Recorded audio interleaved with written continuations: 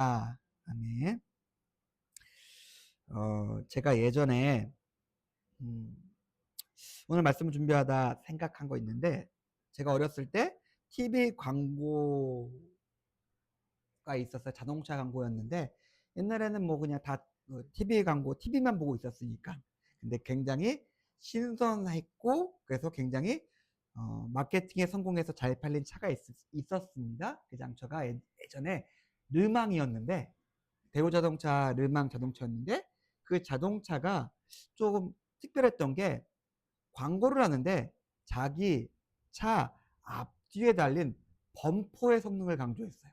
그래서 뭐 충돌 실험 영상을 광고를 보여주면서 이만큼의 속도로 와서 부딪혔는데 차가 스프링처럼 팅 하고 다시 원래대로 흠집도 안 나는 뭐 그런 차다라고 하면서 광고를 했었습니다. 근데 말도 안 되는 게 그때 자동차 속도가 20km였어요.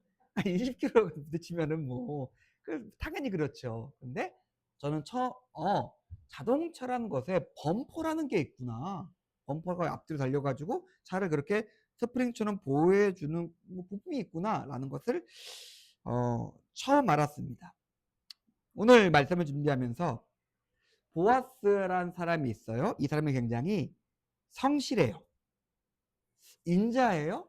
그리고 꼼꼼하게 신실하게 일을 하는 모습이 있습니다. 그 마음과 넉넉함이 그의 성품과 일하는 모습이 마치 그의 집안과 그의 가문과 그 성황과 공동체의 범퍼 같다는 생각이 들었어요. 외부에서 충격이 왔어요. 엘레메어과 마론과 기련이 죽어요. 슬픔이 있고 한 가족이 해체가 되어야 되고, 그렇기 때문에 공동체에 문제가 생길 수밖에 없는 상황이었는데, 한 사람의 인자한 마음이, 한 사람의 신실함이 그 모든 충격을 흡수해서 아무렇지 않게 되돌리고 다시 기어 물을 자를 만들어내서 그 공동체와 그 가족과 그 사람들이 다시 온전하게 회복시키는 모습을 봅니다. 제가 예전에 저희 모교회 동산교에서 축구를 할 때, 그 성남초등학교에서 축구를 할 때도 그렇고 뭐 그냥 같이 한번 해봅시다라고 하면서 축구를 할 때가 있어요. 뭐 다른 데도 마찬가지고. 그런데 꼭 축구할 때 22명의 사람이 하기 때문에 성질이 안 좋은 사람들이 꼭 있어서, 그때 저쪽에서 날라차기를 했나? 뭐 그때 창진이었는데 싸움 붙어가지고 와 하고 있는데, 그때 갑자기 뭐 저도 멀뚱히 구경하고 있는데 거기 계시는 권병영 장로님께서 나오셔서 딱 막으시는 거예요. 근데 그 형이 맞았어요. 제가 볼 땐 날라차기를 맞았어. 큰일 났다, 이거 싸움 났다 생각했는데, 그 장로님께서 아무것도 아니라 괜찮다 하면서 사람들을 싹 정리하는 모습을 봤습니다. 저 형 대단하다. 성격 진짜 좋다. 격해져가지고 흥분해서 분명히 폭력이 오갔는데도 불구하고 그거를 누그러뜨리는 모습을 봤어요. 그때가 제가 25, 26 그때였을 것 같으니까, 그때였나? 지금 한 30년 가까이 지나는 시간이 있어서 그 모습이 남아있어요. 한 사람이 그 안에 껴가지고 그 범퍼의 역할을 하니까 그 모든 것들이 온전케 돼서 다시 그냥 재밌게 운동하고 끝냈습니다. 물론 반대 경우도 있죠. 반대 경우도 있긴 합니다. 사람들을 조금씩 살펴보면은, 사람들은 마치 나무의 나이테처럼 그의 살아온 삶과 환경에 따라서 만들어 온 마음의 범퍼가 있어요. 나이테가 자라듯이 그 마음과 영혼과 삶과 감정에 자기가 만들고 쌓이고 쌓여온 범퍼가 있습니다. 어떤 사람은 그래서 좋은 가정에서 자라서 좋은 사람들과 좋은 공동체를 만나가지고 그 튼실하게 몸통이 커져가지고 튼실한 범퍼를 가진 사람이 있는가 하면은, 빛도 물도 없는 곳에서 그냥 겨우 시들지 않고 자라나서 그저 앙상한 가지만 있는 그런 사람들도 있습니다. 오늘 우리는 좋은 사람을 보고자 합니다. 잘 자랐고 잘 배웠고 좋은 환경에서 자란 한 사람이 어떻게 다른 사람을 살리며 공동체를 온전케 했는지를 생각해 보면서 우리도 그렇게 될 수 있어요. 하나님의 빛과 성령의 능력과 하나님의 인도와 역사가 우리를 향해 비쳤기 때문에 그렇습니다. 우리의 이전 모습과 상관없이 우리는 새 사람이 되었습니다. 우리에게 비친 그 하나님의 빛과 말씀과 은혜와 능력을 가지고 우리가 어떠한 모습으로서 세상 가운데 나타나야 하며 어떻게 성실하고 정직하게 우리의 삶을 살아가야 될지를 오늘 이 보아스의 모습을 통해서 함께 나눴으면 좋겠습니다. 먼저 보아스가 이제 우리가 3장 마지막에 살펴본 것처럼 이제 쉬지 않고 일을 하기 시작합니다. 성문에 올라가서 아무개를 부릅니다. 이 삶에 대해서 좀 뒤에서 생각해 보겠지만은 아무개를 부르고 기업 물을 자를 먼저 부르고 장로들을 불러 모읍니다. 재판관도 부르고 증인도 부르고 당사자도 부르고 징표가 오가는 그 일들을 보아스가 이제 만들어지고 있는 것이죠. 분명히 룻과 보아스는 서로 좋아했어요. 연모했습니다. 사랑했어요. 그러나 그 모든 것들을 보아스는 다른 그 모든 것들을 제쳐두고 정당하고 정직하고 하나님의 뜻에 맞게 하기 위해서 그 모든 것들을 성실하게 지나가고 있었습니다. 성경에서 묘사하는 보아스의 모습은 부유하고 힘 있는 자였어요. 유력한 자라고 하고 있는데 그 사람은 부자였고 권력이 있다는 사람이에요. 성경에서 비판할 때 이런 사람들이 어떻게 행동하냐면 힘이 있고 돈이 있기 때문에 성실하고 정직하게 행동하지 않아요. 그것을 가지고 자기가 할 수 있는 편법을 쓰고 거짓을 하면서 기만과 폭력과 학대와 수탈을 하면서 자기의 배를 불려갑니다. 그리고 그 시대는 사사시대로 왕이 없는 시대고 사람들끼리 모여 살던 시대였기 때문에 힘과 돈과 능력이 있으면 그냥 자기 마음대로 해도 괜찮아요.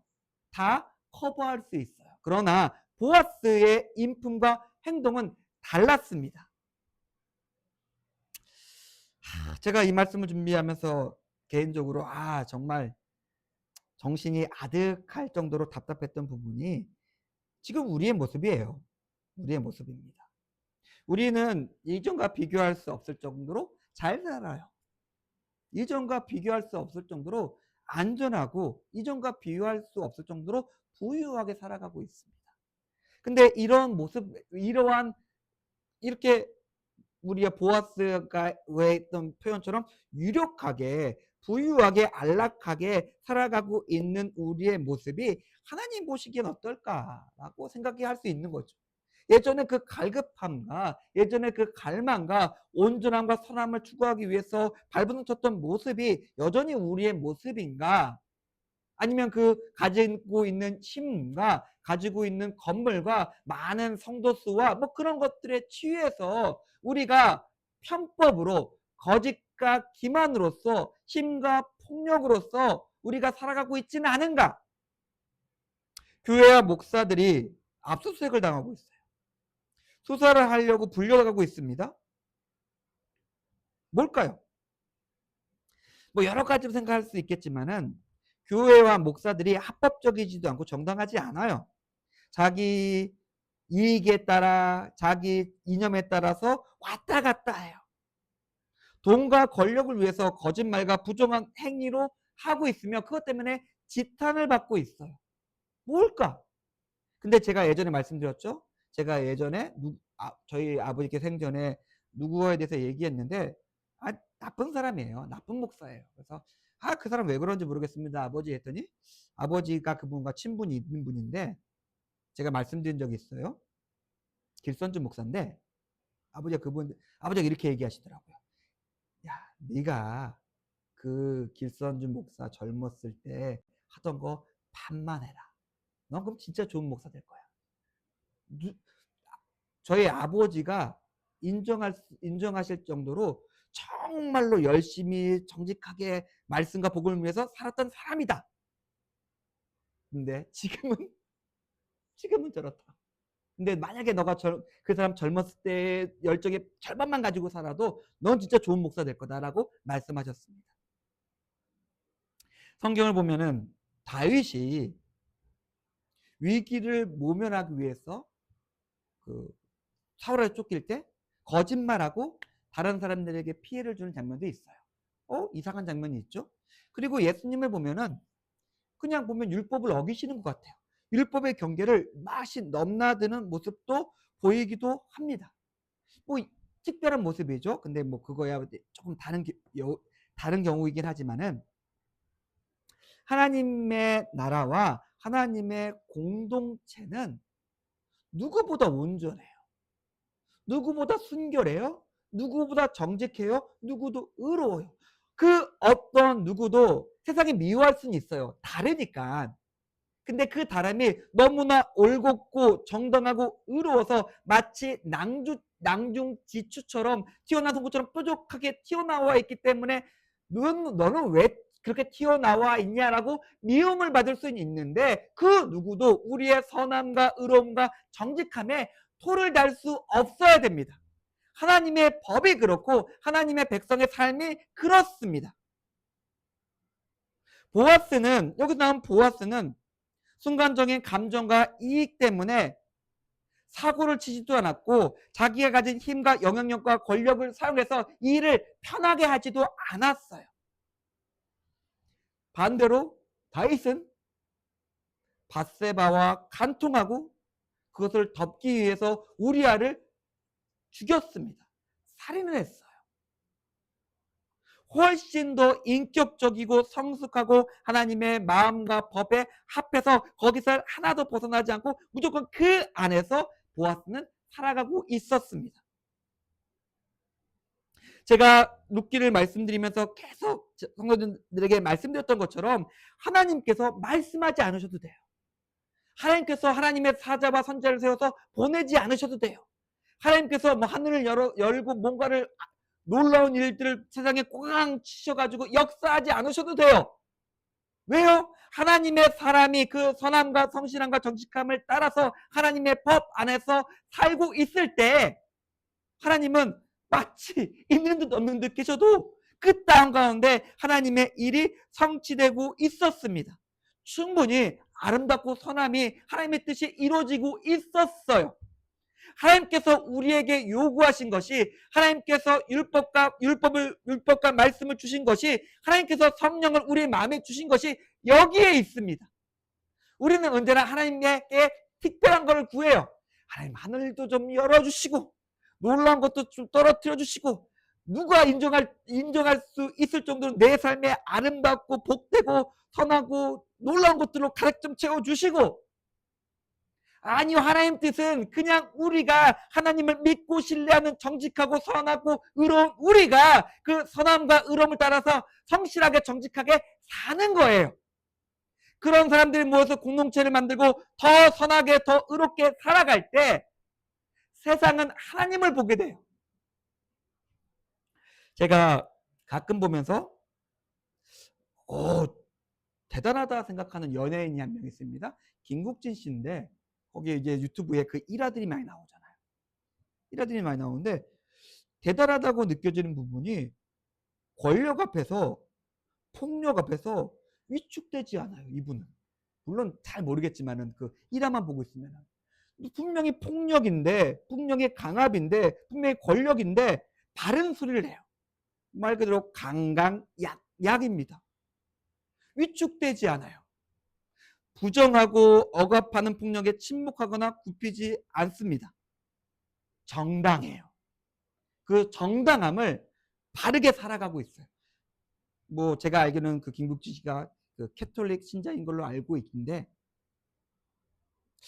우리는 이런 거를 싫어해요.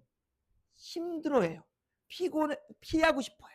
내가 정당하다 하더라도 내가 맞다 하더라도 폭력이 억압이 뭐 큰 소리가 울려 퍼지고 그러고 있으면 우리는 가만히 있어요. 우리는 말하지 않습니다.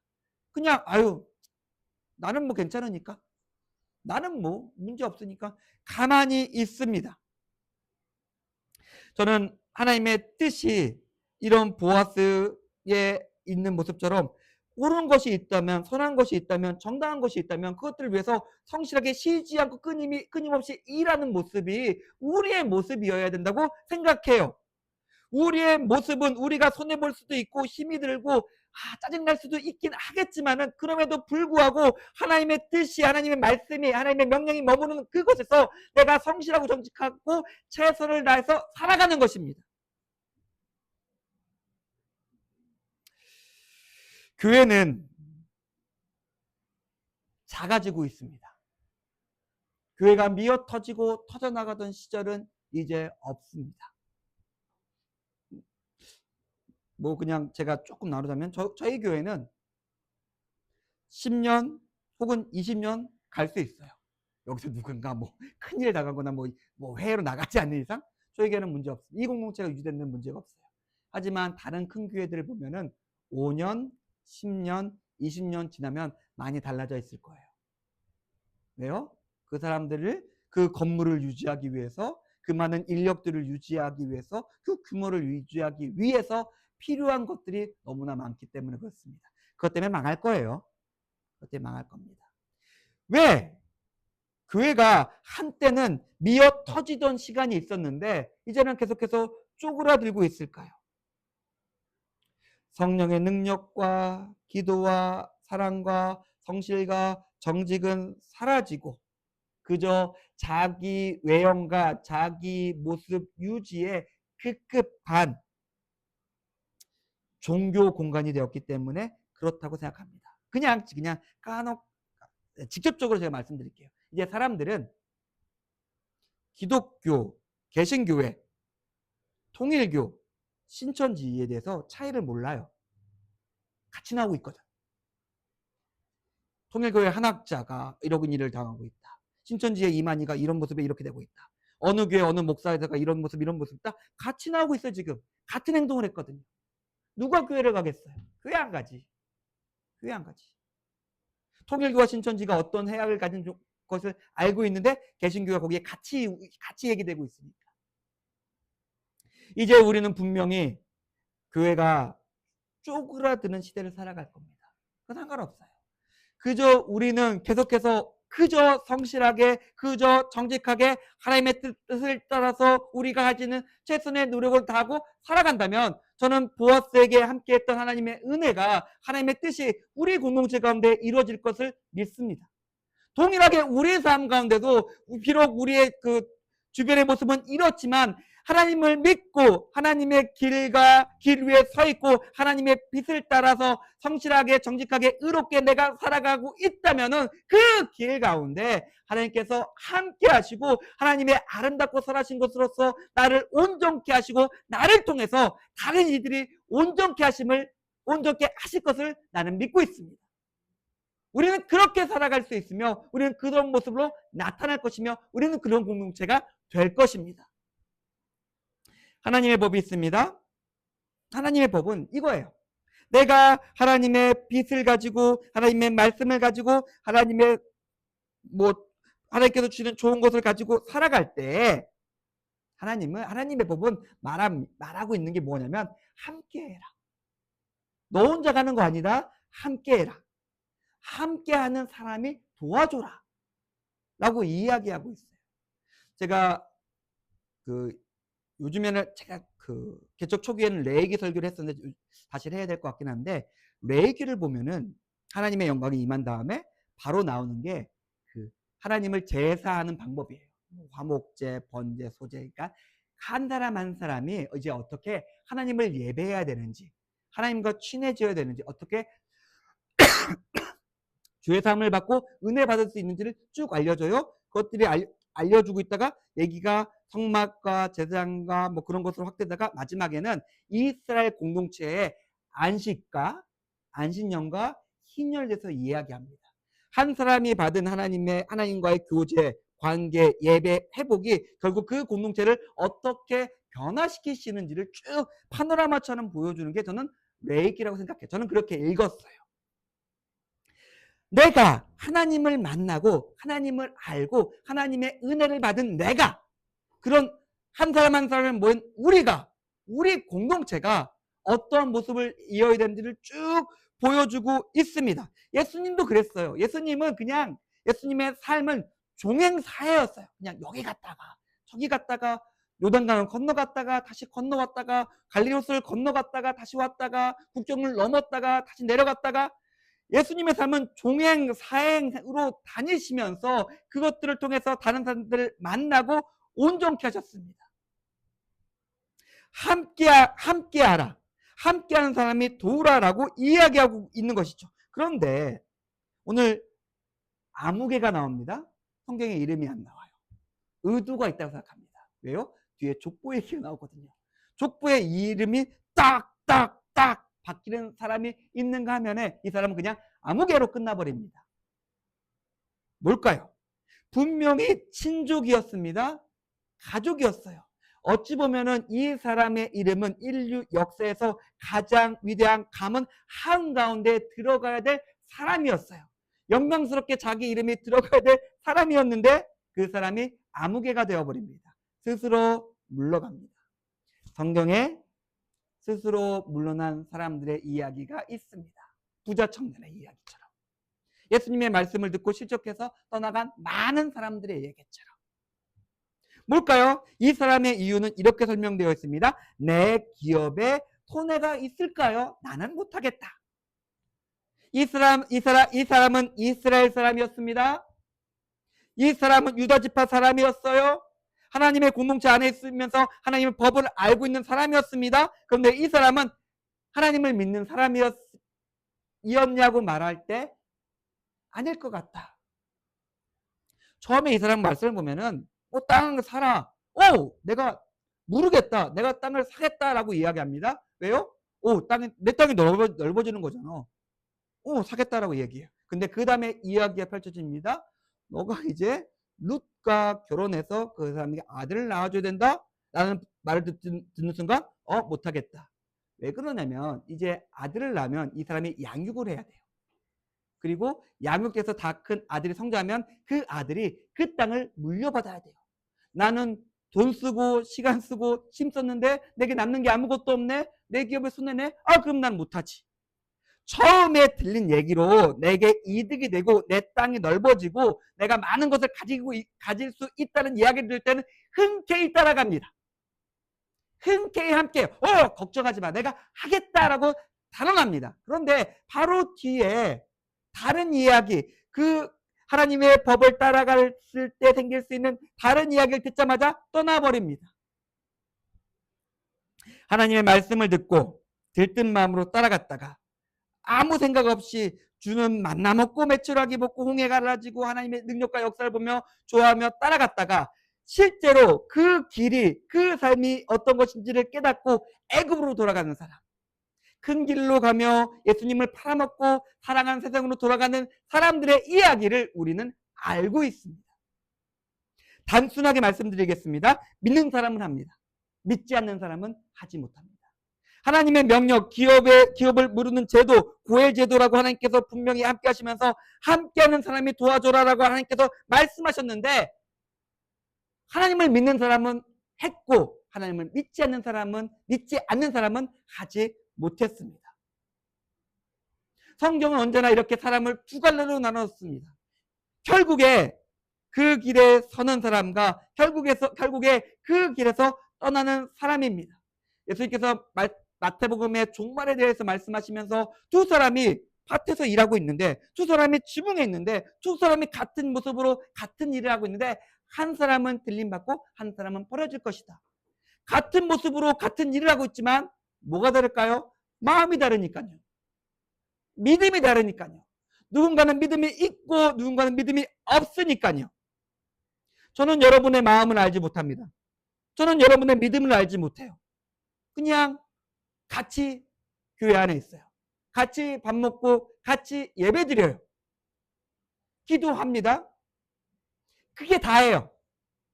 저는 여러분의 마음과 믿음을 알지 못해요. 그러나 여러분은 여러분의 마음을 압니다. 내 기업의 이익이 딱 달려있는 순간, 내 시간과 내 삶과 내 생명과 내 돈이 달려있는 순간, 나의 만족과 나의 탐욕이 달려있는 순간, 그 시간에 하나님의 말씀에 순종해서 그 말씀대로 살아가는 사람입니까?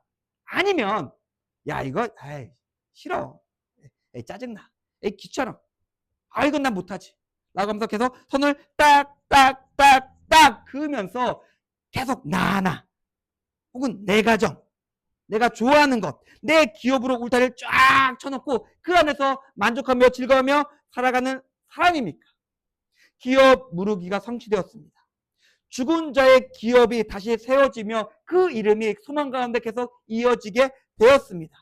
하나님의 말씀에 순종한 의롭고 성실하고 정직한 사람을 통해서요. 그리고 그 기업 무르기는 함께하며 도와주라는 하나님의 뜻은 지금도 동일하게 우리 가운데 주어지고 있어요.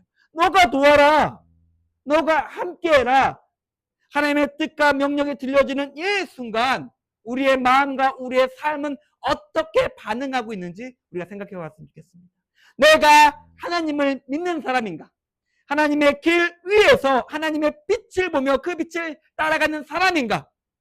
아니면 손을 딱딱딱 그으면서 나의 기업, 내 기업에 쏟아지는 하나님의 복과 은혜만을, 선하고 아름다고 맛있는 것만을 기다리는 사람인가? 우리의 삶을 돌아보면서 우리의 삶을 정직하고 선하고 의롭게 세우는 나와 성도님들 그리고 임해신성교회 공동체가 되었으면 좋겠습니다. 우리 같이 기도하며 하나님께 나가고자 하는데, 하나님, 내가 하나님의 말씀을 들었습니다. 내가 하나님의 은혜를 받았습니다. 성령님 하나님께서 내 마음 가운데서 역사하십니다. 주님, 제가 믿는 사람이고자 합니다. 듣는 사람이 아니라 그것을 믿는 사람이 되었으면 좋겠고 그것을 행하는 사람이 되었으면 좋겠습니다. 나의 삶 가운데 함께 하시며 나의 삶을 통해서 역사해 주시옵소서. 함께 기도하며 하나님께 나아가겠습니다. 기도하겠습니다.